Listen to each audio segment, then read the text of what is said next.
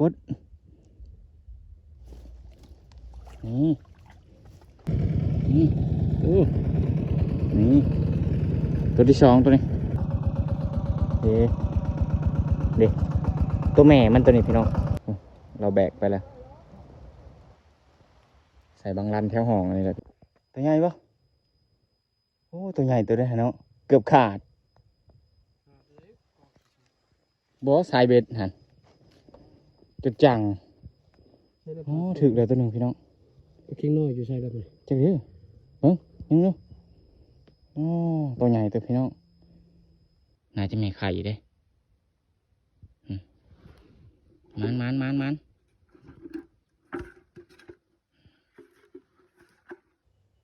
นี่พี่น้อง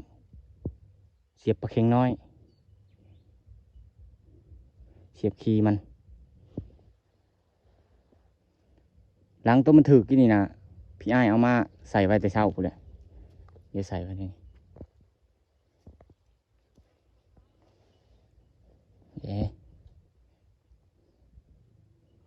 มันลอยดิ๊กเบ็ดเขาได้ที่ปีแล้วนี่เพื่อเบ็ดปีแล้วนี่นี่แฮมติ้งนี่แหละโอ้พี่น้องน้ำมาใหม่เลยในนาเขานี่ปลาบดลายเลยถ้าเช้าใส่กลางคืนนี่ถือดีเลยพี่น้องห้องสายปลาไผ่อย่างนี้พวกสบายดีพี่น้องทักทายสบายดีตอนเที่ยงพี่น้องฮักก็ขึ้นแต่ไถนาพี่น้องเลยมื่อนี้มาลุยพี่พากันมาลุยนากับพี่อ้ายนี่นานกตะเขะบนห้องเห็ดนาแซงพี่น้องแล้วก็เลยมาย้ำอันเบ็ดกระถึกได้ตัวหนึ่งพี่น้องปลาคอหาเก็บเอาอันปลาเค็งน้อยแถวอันบวกคุยพี่น้องบ่อนเที่ยวเห็ดนาแซงอะไรก็จะเอาคุยมาผูกเลยไปคุยก็จะลงมาลายได้แถวนี้นี่อันที่เขาว่าในหันมีเลยพี่อ้ายคือเขามีแยงมาสอนนะมีลายเลยแดดเป็นแดดพี่น้องเอ้ยอันนี้เขาลุยมาเศร้านี่เทิงเขาเลยหลังนี้พี่อ้ายมาใส่ไว้นี่น้ำมาใหม่เลยปลาเค็งน้อยกำลังลายช่วงนี้พี่น้องเดี๋ยวขึ้นเมื่อเทิงบัดนี้พี่น้องมาหากินข้าวกินน้ำก่อน12:30เลยฮะแล้วจะมาเสียบอีกตอนแรกเขาจึงมาหาจอบบางอีกพี่น้องบ่อนพักอะไรพี่น้องกินข้าวเลยบ่อันนี้ก็เจ้าวานเขาแล้วเรียบร้อยคนวานลายมันนี่พี่น้องปีนี้พี่น้องเลยผมพอทีพักเขาเรียบร้อยแต่มีผมมีเงาเลยฉะนั้นนี่จะเป็นลมย้อนจะได้ยังไงแจ่ซีดูมีหมกม่วงน้ำพี่น้องเดี๋ยวแช่หมกม่วงไว้เดี๋ยวกินน้ำก่อน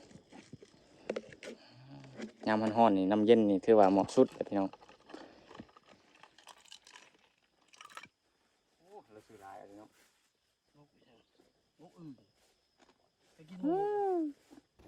มาพี่น้องกินข้าวนำกันหอมมุกไก่แล้วก็อันนี้ยังวะแจ่วชิ้นหมูมาลุยเลยชุกด้วยบ่อนจามเลยพอแล้วข้าวหมกไว้เงินคือบุบ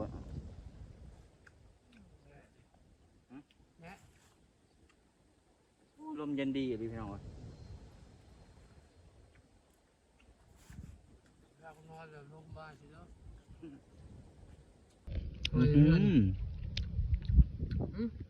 ดำไวตีนนี่ นี่ดำเท้าขึ้นมาไปเลย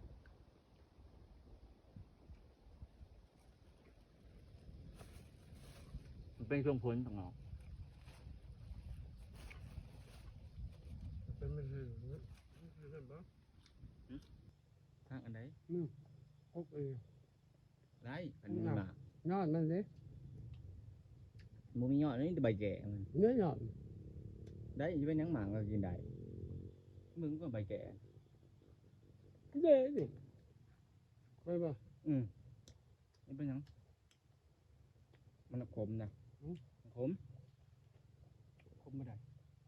ผมก็กระดาษเดียว ลองเบิ้ง ผมได้มัน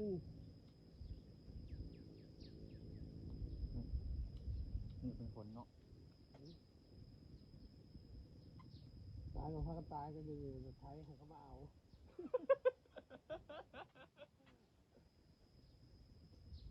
เอาอยู่แล้วเขาชิบกล้าอยู่อีกแล้วแถวนี้ แรงแล้วมอได้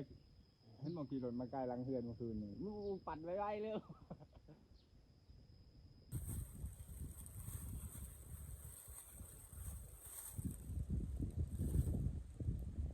กินของข้าวแล้วกันกินของหวานพี่น้องมองเอามาแต่เฮือนเอ่ยเพิ่นเอามาแต่วานนี่พอแหละมองกระเซ็นนะ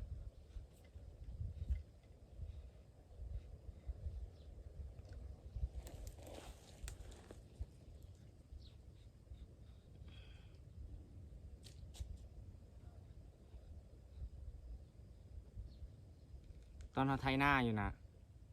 แดดห้องบอยากลมเลยพี่น้องเลยมันห้องขึ้นมาแล้วผัดลม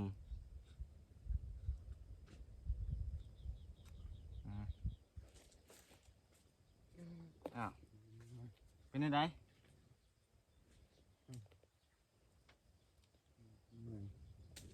ทางกมาฮอดบ่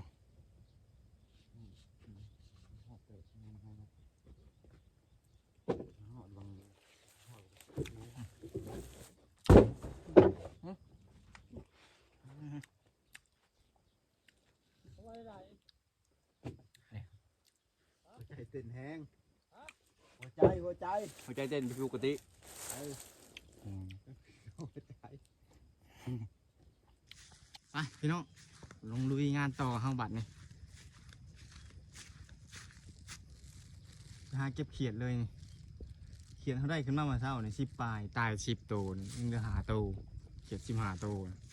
มันเอ้าพวกพี่น้อง3 โมงแล้วตอนนี้ก็จักดอกไม้พี่สังพี่น้องเอ้ยเต็มอยู่พวกบ้านหุง3 โมงแถวนี้ก็เจ้าก็หวานเต็มที่เลยยามน้ำท่วมขึ้นมาบัดนี้แถวนี้บ่ได้นี่พี่น้องท่วมขึ้นมากายกกสังอันนี้อีกเริ่มออกลายเลยได้เขาเจ้าก็ได้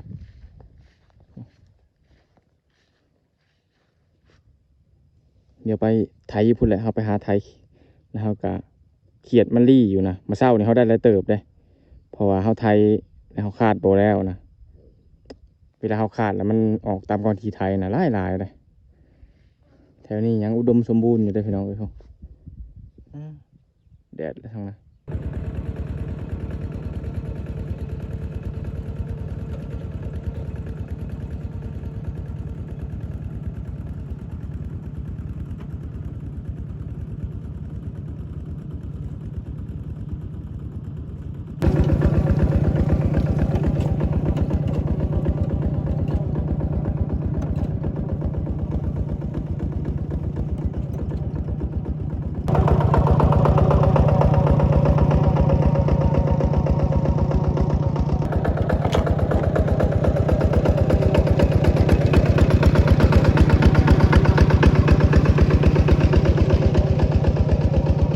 ยังบ่เห็นเขียดสักโตอยู่พี่น้องมาเช้านี่มันรี่นี่ก้อนทีไทยนะเวลาเขาขาดนะมันเลยเห็นนะพอย่ำกลางคืนแล้วมันออกมาหากินเหยื่อเด้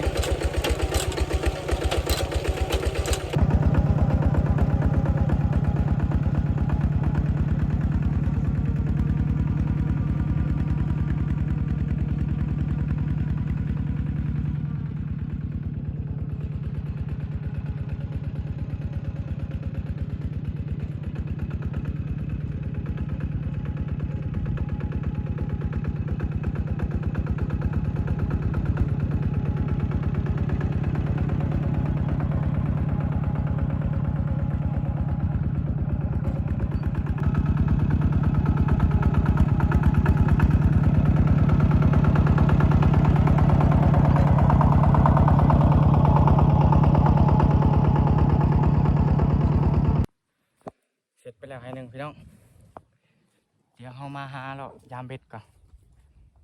จะถือหรือบ่ได้พอต่อแตกแตนเลยคนหนึ่งมาใส่คนหนึ่งมายาม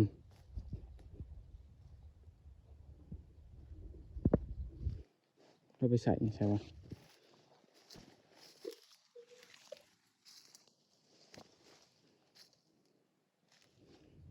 โอ้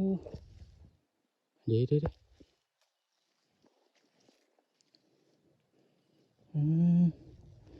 ปลาโถเราใส่ชูงโพดอันนี้โอ้ยปลาจนตาย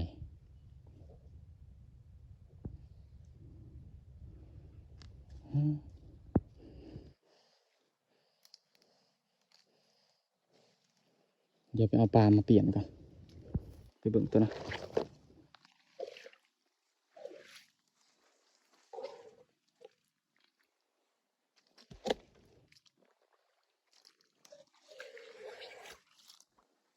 ย่างๆอยู่ตัวนี้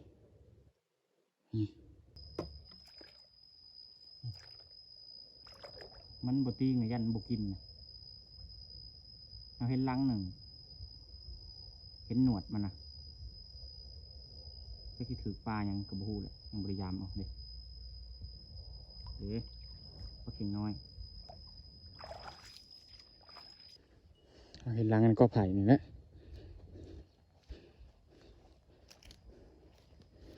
เห็นหนวดมันได้เลยโอ้ดินดีได้ปะเข่งตัวนี้กะน้ำมันบกได้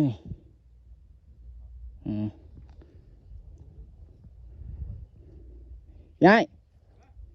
หาเหยื่อมาอีก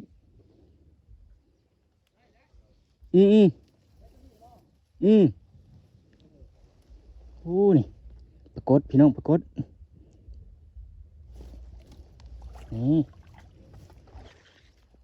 แอนนี่โอ้สายจังสายเจียวเลยหาเนี่ยมาใส่เลยเด้อ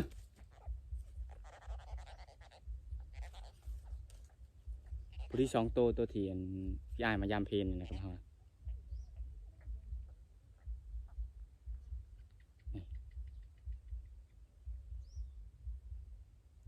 โอ้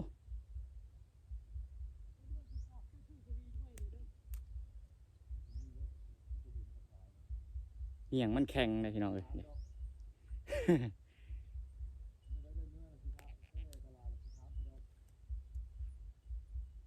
ขี้มันนี่กับปักปวดเลยบนอะไรมัน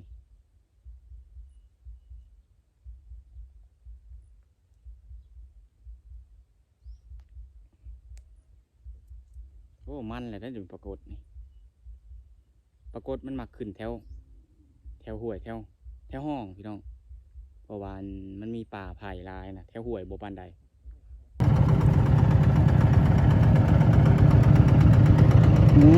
ได้แล้วพี่น้องเด็ก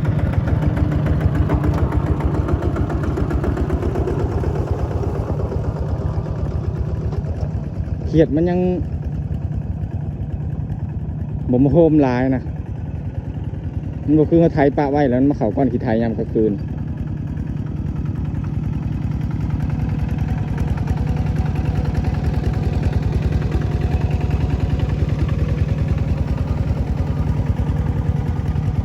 โอ้กระปูกระไรนี่ได้กระปู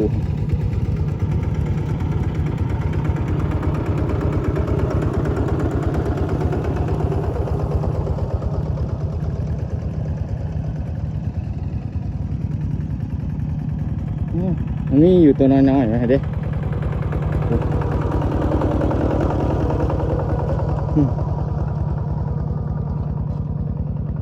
ตัวน้อยมันเป็นไปเลยได้เลยนี่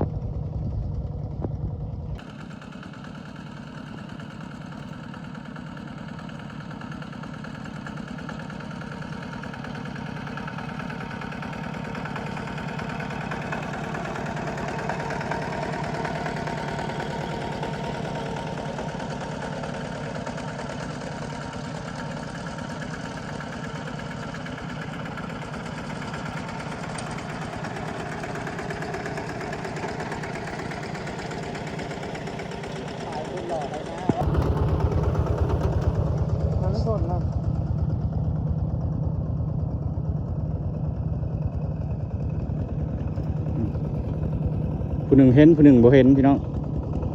เลยใส่วะบ่เห็นได้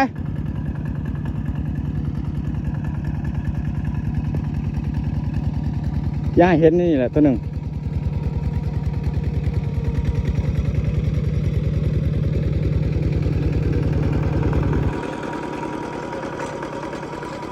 เดี๋ยวเ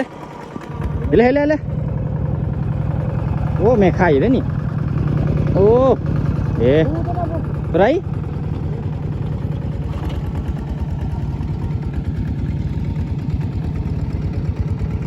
ตัวแม่ไข่ตัวหนึ่งเดี๋ยว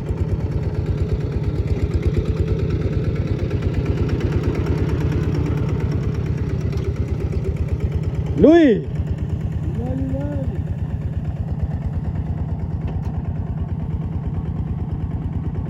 ขันมีตัวเด็ดโอ้มันรีดแถวต่อเพือง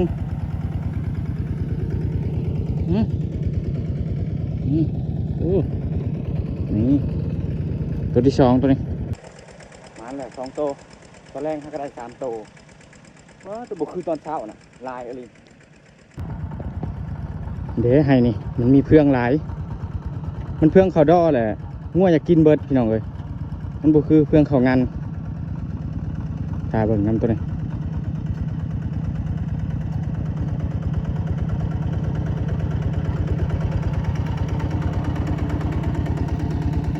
เรื่องมันล่มแถวนี้มันรี่อยู่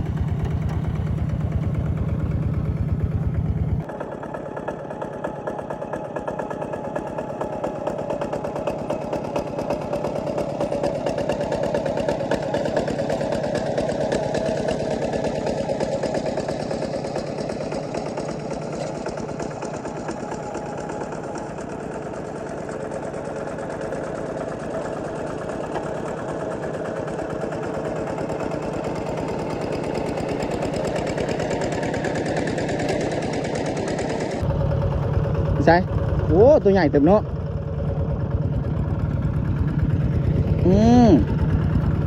เดี๋ยวตัวผู้ตัวนี้ตัวแพทย์บุพเพตัวไม่ไข่คือช่วงเช้านะช่วงเฮาขาดนานะตัวไม่ไข่ร้ายช่วงเฮาขาดนา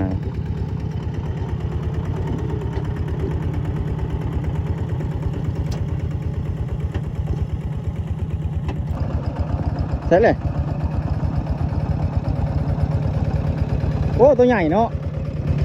เอาโอ้เดี๋ยวตัวผู้มันตัวที่5แล้วพี่น้องคือเต้นมันนี่แหละไม่ใช่โอ้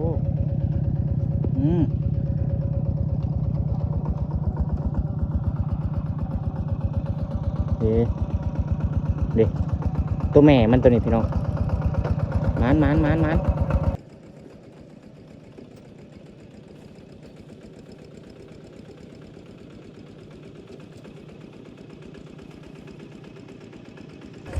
ได้มาอีกแล้วพี่น้อง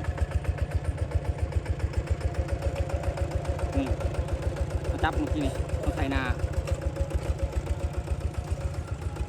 ได้ประมาณ5 โตยัง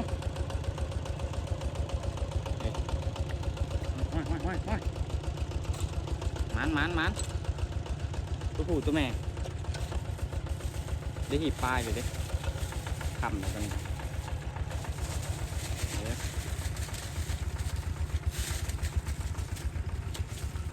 จะคือบ่เอาขี้ดินใส่น้ำ ใช่ ฮะ ใช่ยัง เอาปัดใส่เลย ดินโพนนะใครก็เลยไอ้โยนนี่มันยังโพนอยู่ดำใช่ไหมเรากำลังสิไปใส่บางลันทุกคน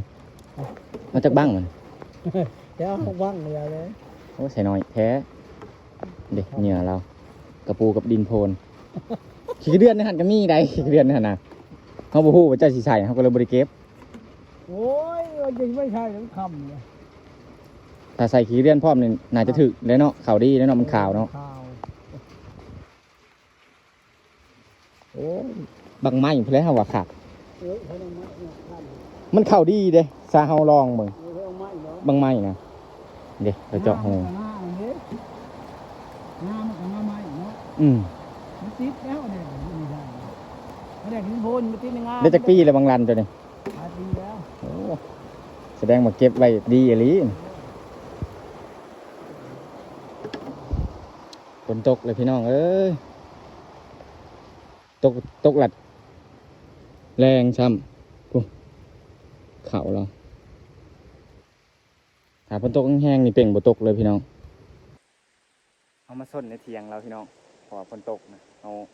มาไถนาเลยเขาบริถือไฟตังมาเลยมาส้นในเถียงเราแล้วก็ออกมาแต่นาเราสิไปหาใส่บางด้านแล้วก็เอางัวเขาเคาะเขาแรงเอาคุ้ยนะ6 โมงเลยได้ตอนนี้จ้ะเราแบกไปแล้ว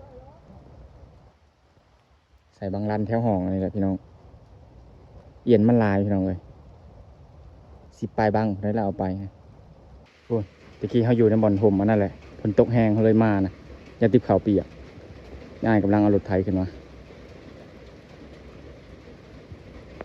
เดี๋ยวผลงานมานี่พี่น้องปลาคอตัวนึงเลยใส่เบ็ดแล้วก็ปลากดตัวนึงแล้วก็เขียดกับทีบหนึ่งพี่น้องมันไปมันเหน่าตายเขาเลยแกงทิมสิปลายโตไปแล้วเดี๋ยวจะเติบได้นี่ปีปลายไปแล้วใครกลัวเขาบจับได้เพราะมันยังอุดมสมบูรณ์อยู่นะใช่ไหมเดี๋ยวเก็บเครื่องเก็บของก่อนพี่น้องเพราะว่าเขาจะเกี่ยมเมื่อเลยคนมันหากระเซ้าเนี่ยอย่ามันตกมาอีกนะสำหรับคลิปนี้ก็เอาไว้สำนี้พี่น้องเดี๋ยวพบพ่อกันมื้อหน้าพี่น้องเพราะว่ามื้ออื่นเขายังสิมาอยู่เขียดมันหลายช่วงกลางคืนเนี่ยมันสิเข่าก้อนขี้ไทยนี่เขาสิมาเอามาคาดแล้วมันออกมาจากก้อนขี้ไทยนะพี่น้องจับมาเว้นเนี่ยโอ้สิได้เดี๋ยวมันเน่ากว่านะมันเน่าเพราะว่ามันห่อนลายนะพี่น้องบ๊ายบายเดี๋ยวพอคลิปหน้าฝากเป็นกำลังใจให้เด้อพี่น้องเนาะพอเบิ่งโฆษณาให้เด้อเนาะขอบใจพี่น้องนะบ๊ายบายสวัสดีครับ